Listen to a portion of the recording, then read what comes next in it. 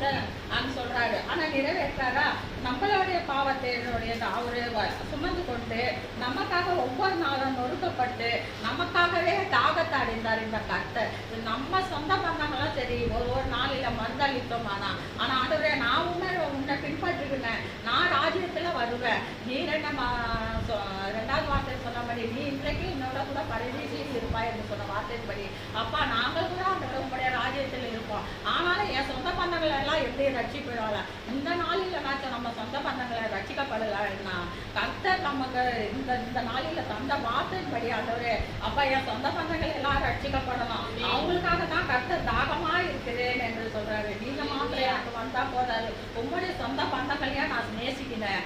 நமக்காக காயப்பட்ட தேவன், நமக்காக நொறுக்கப்பட்ட தேவன், அந்த தேவனை ஒவ்வொரு நாளும் சிலுவையில நம்ம பார்த்தோம்னா அப்பா நீர் எங்களுக்கு எவ்வளவு காரியங்களை நீங்க செஞ்சு இருக்கிறீங்கன்னு என்று ஒவ்வொரு நாளும் நம்ம இருதயத்தை குற்றப்பட்டு பிதாவே இவர்கள் ஒவ்வொரு நாளும் சரி பிதா இவங்க ஒவ்வொரு நாளும் என்ன செய்யறதுன்னு தெரியாத ஒவ்வொரு நாளும் இருக்கிறாங்க.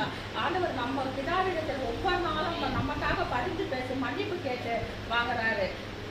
இந்த பாவத்தை தான் நம்ம ஏசுனா அது இந்த பழைய புதிய ஏற்பாடுன்னு அந்த சமாரியா பெண்ணை பார்த்தோம்னா அவ தாகம்னா அந்த பாவத்தை ஆண்டவர் தீர்க்கிறாரு.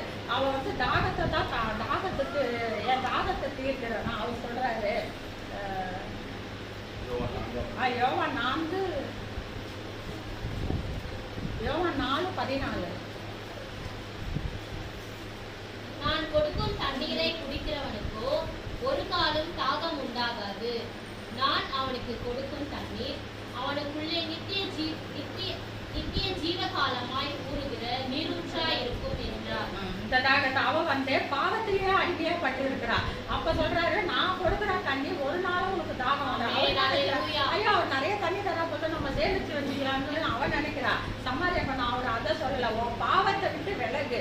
அப்பதான் அந்த இடத்துல பாவமுள்ள ஸ்திரீங்க சொல்றாரு. இந்த பக்கம் தாகமா பழைய ஏற்பாடு காலத்துல பார்த்தோம்னா அடிமைப்பட்டவர்களை கர்த்தர் மீட்டு எடுக்கிறாரு, அவங்களுடைய தாகத்தையும் அந்த இடத்துல தீர்க்கிறாரு.